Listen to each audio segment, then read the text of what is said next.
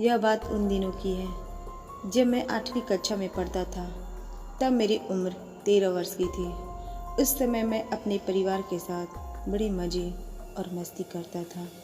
मेरे परिवार में मम्मी पापा और बहन मेरी दादी भी रहती थी। मेरे पापा रेलवे की नौकरी करते थे, इसीलिए हम लोग रेलवे के मकान में रहते थे। जब मेरे पापा रिटायर हुए तो हम लोग एक बड़े बंगले में रहने चले गए।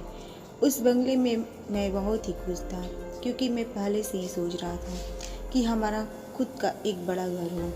जब हम लोग घर में रहने गए तो हमें एक बेचैनी सी महसूस हो रही थी और हम रात को देर से सोते थे, क्योंकि हमें डरवानी पिक्चर बहुत ही पसंद थी और हम देर रात तक टीवी देखते रहते थे और हमारा बाकी का परिवार खाना खाने के थोड़ी देर बाद सो जाते थे। एक दिन की बात है, जब मैं रात में 11:30 बजे टीवी देख रहा था, तब मुझे लगा कि बाहर से कोई आवाज़ आ रही है। मैंने सोचा मम्मी पापा पानी लेने के लिए उठे होंगे, वहीं से आवाज़ आ रही होंगी। उस समय मैंने ध्यान नहीं दिया, लेकिन थोड़ी देर बाद जब मैंने टीवी बंद कर दी तो मुझे फिर से पायल बजने की आवाज़ आ रही थी कि जैसे कोई मेरे पास चला आ रहा हो। मैंने देखा तो कोई नहीं था, तो मेरे पैर थर थर काँपने लगे और मेरे होश उड़ गए। ये कैसी आवाज़ है? तभी पायल की आवाज़ बंद हो गई। थोड़ी देर बाद आवाज़ फिर से आने लगी तो मेरा दिल ज़ोर ज़ोर से धड़कने लगा, मानो मेरा दिल बाहर आ जाएगा। मैंने सोचा कि मैं यह बात सबको बताता हूँ। जब मैं हिम्मत जुटा के दरवाज़ा खोला तो मुझे वहाँ पे मेरे पास बजने लगा, लेकिन वहाँ पर कोई नहीं था। किसी तरह मम्मी के कमरे में पहुँचा और सारी बातें मम्मी पापा को बता दी। मेरे पापा मानने को तैयार नहीं थे कि मैं सच बोल रहा हूँ, क्योंकि उनको ज़ोर से नींद आ रही थी और वह थोड़ी नींद में ही थे।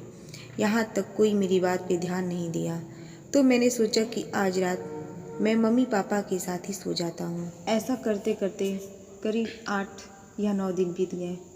तभी वह आवाज़ फिर से आने लगी, लेकिन वह मेरे सिवाय किसी और को सुनाई नहीं दे रही थी।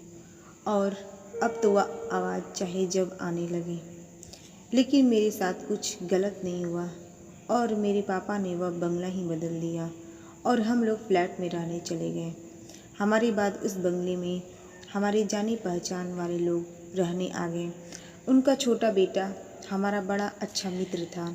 एक बार वह हमसे मिलने हमारे घर आया और हमसे पूछने लगा कि एक बात मैं तुमसे पूछ रहा हूँ, सच सच बताना, उस घर में कभी तुमने किसी चलने या पायल बजने की आवाज़ सुनी थी?